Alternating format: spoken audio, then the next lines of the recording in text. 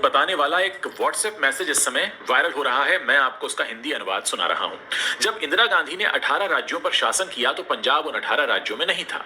अब जब मोदी 19 राज्यों पर शासन कर रहे हैं तो पंजाब उसमें नहीं है। जब अंग्रेजों ने पूरे भारत पर शासन किया तो पंजाब उनके शासन में आने वाला आखिरी राज्य था और उसने तुरंत स्वतंत्रता के लिए संघर्ष करना शुरू कर दिया। अंग्रेजों के खिलाफ स्वतंत्रता संग्राम में पंजाबियों का योगदान 80% से भी ज्यादा है। जब मुगलों ने भारत पर शासन किया और हिंदुओं को इस्लाम में परिवर्तित किया तो केवल एक पंजाब उनके खिलाफ खड़ा हुआ और गुरु तेग बहादुर जी ने उनके विरोध के लिए दिल्ली के चांदनी चौक में अपना जीवन बलिदान कर दिया और गुरु गोविंद सिंह ने इस्लाम में धर्मांतरण के खिलाफ 7, 9, 14 और 17 साल की उम्र के अपने सभी 4 बेटों का बलिदान किया। उनके बड़े 2 बेटों ने चमकौर साहिब में मुगलों के खिलाफ युद्ध में अपने प्राणों की आहुति दी और छोटे 2 बेटों ने उस राज्य के मुगल शासक उन्होंने सरहंद में उन 2 बच्चों को जिंदा ईंटों में चिनवा दिया। जब सिकंदर ने सब कुछ जीत लिया था तब भी केवल पंजाब के राजा पोरस ने उसे रोकने का साहस किया था। ऐसी नदी भूमि पंजाब को मैं सलाम करता हूं। आज भारतीय इतिहास के सबसे महान सम्राटों में से एक शेर पंजाब महाराजा रणजीत सिंह जी की पुण्यतिथि है। ये डेट आज की नहीं है लेकिन ये मैसेज में लिखा हुआ तो मैं आपको बता रहा हूं। उसमें लिखा है, एक आंख से अंधे एक हाथ से घायल फिर भी महान सिख साम्राज्य का उन्होंने निर्माण किया।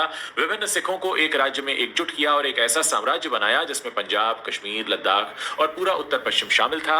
हरि सिंह नलवा, दीवान मोकम चंद, वीर सिंह ढिल्लो और जोरावर सिंह जैसे योग्य लोगों ने इसकी सेवा की। एक आधुनिक सेना भी वहां बनाई गई। यहां तक कि युद्ध की नवीनतम तकनीकों को लाने के लिए उस वक्त यूरोपीय अधिकारियों को भी इसमें भर्ती किया गया। यही कारण है कि ब्रिटिश शासक उनके जीवित रहने तक पंजाब पर कब्जा नहीं कर सके थे। उनकी वजह से पंजाब आखिरी राज्य था जो 1849 यानी 1849 में ब्रिटिश शासन के अधीन आया। लेकिन अफसोस है कि भारत में उनकी विरासत के बारे में कोई ज्यादा नहीं बताता। उनकी वजह से पंजाब उस समय सबसे ज्यादा पढ़ा लिखा राज्य था। भले ही उन्होंने यूरोपीय अधिकारियों की भर्ती की लेकिन यह सुनिश्चित किया कि वो सख्त आचार संहिता का पालन करें, वो गौमांस न खाएं, धूम्रपान न करें और शराब भी न पिएं। वास्तव में रणजीत सिंह जी ने अपने साम्राज्य में गौहत्या पर प्रतिबंध लगा दिया था। एक धर्मनिष्ठ सिख जिसने कभी धर्म के आधार पर कोई भेदभाव नहीं किया, उसके दरबार और सेना में हिंदू, सिख और मुसलमान बराबर संख्या में थे। वो एक सच्चा धर्मनिरपेक्ष राजा था।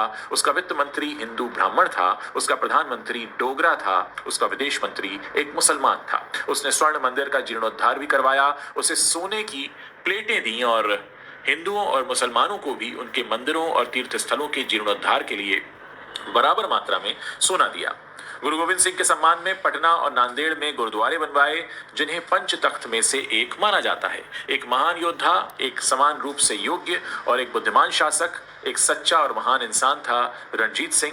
और रणजीत सिंह विश्व के इतिहास में एकमात्र ऐसे राजा हुए हैं जिन्होंने अफगानों पर विजय प्राप्त की जिसे अमेरिका और रूस की आधुनिक सेनाएं भी हासिल नहीं कर सकी और अंततः मुगलों के प्रवेश को उसने रोक दिया। तो ये मैसेज है, काफी वायरल हो रहा है, बहुत सारे लोगों ने मुझे भेजा तो मुझे लगा कि मैं अपनी दर्शकों के साथ इसे साझा कर सकता हूँ। वाकई वो इंदिरा गांधी वाला एग्जाम्पल, वो मोदी जी वाला एग्जाम्पल और वो ब्रिटिश शासन वाला एग्जाम्पल और फिर बाद में जो बात कही गई है महाराजा रणजीत सिंह जी के बारे में, वो वाकई बहुत कमाल है। और कई बार ऐसा होता है